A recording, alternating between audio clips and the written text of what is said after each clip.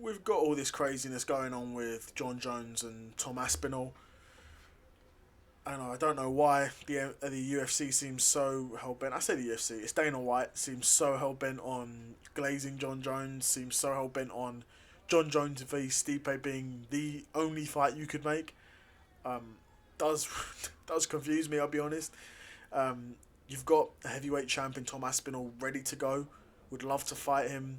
Well, Aspinall would love to fight Jon Jones. It's very clear that Jon Jones does not want to fight Aspinall because Aspinall will be one of the first guys that Jon Jones faces that he will not be able to bully. He will not be able to bully him. You know, Jon Jones, one of Jon Jones' biggest advantages at light heavyweight was he was a big guy, he had this huge reach, and he was a very intelligent fighter. He was. Let's not pretend like Jon Jones was a fighter who was solely getting by on his athleticism alone. He was an incredibly intelligent fighter, and I believe still is to this day. Of course, he had a good performance against Cyril Gane. He done what he needed to do to beat Cyril Gane, essentially. I say it was a good performance. Cyril Gane really didn't put up much offense, or much resistance rather. Cyril Gane didn't. It's not like he really posed Jon Jones any crazy questions or gave him some looks that he would never have seen before. Jon Jones got to him, dragged him down, beat him up, and I think submitted him. You know, Cyril Gane really had no chance in that fight. Unless he caught him early, Cyril Gane really had no chance. And Cyril Gane seemed to be a bit gun shy and wasn't able to hit him to land on him early. Tom Aspinall, from what we've seen of Tom Aspinall, he doesn't look like he is gun shy. He doesn't look like he's gonna run away from Jones. He doesn't look like he's not going to commit. And if he does get taken down, Aspinall can wrestle, and Aspinall has got a very, very good jiu-jitsu game as well. So I don't think Aspinall will be scared of the takedowns either. Which, if you can face Jon Jones and not be scared of the takedown, you're in with a chance. You know, you're in with a chance automatically. And then you're a big guy like Aspinall. He's a quick striker as well. So you add in that power and that speed, plus with the good ground game. Very, very difficult opponent for Jon Jones to overcome. That being said, Jon Jones has overcome everybody he's faced. You know, he's had some close calls. The first Gustafsson fight, of course. The first DC fight was competitive as well. Dominic Reyes, of course, some say was a bit of a robbery, but of course was a close fight.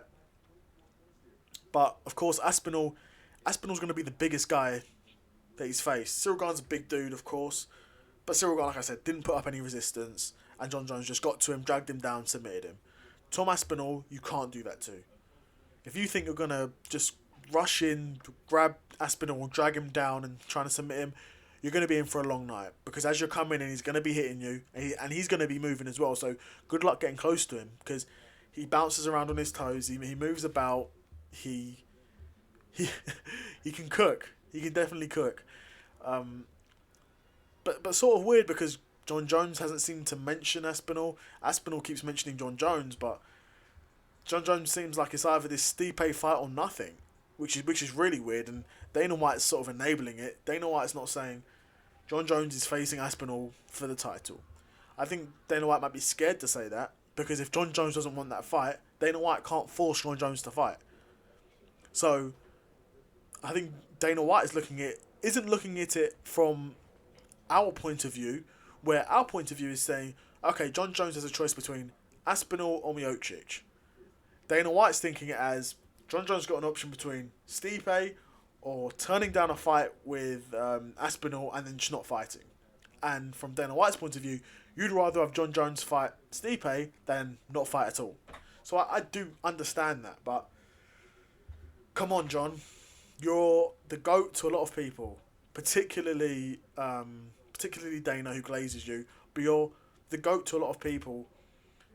You're the GOAT. Just go and fight Aspinall.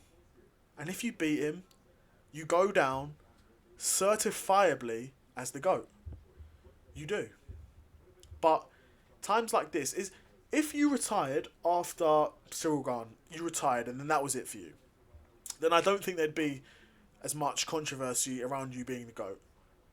But because you're saying you want to come back and you don't want to fight the guy who is obvious that you need to beat, there's going to be that controversy around Jon Jones' name. There just is. There just is. And with all that being said, guys, I think that's going to be it from me.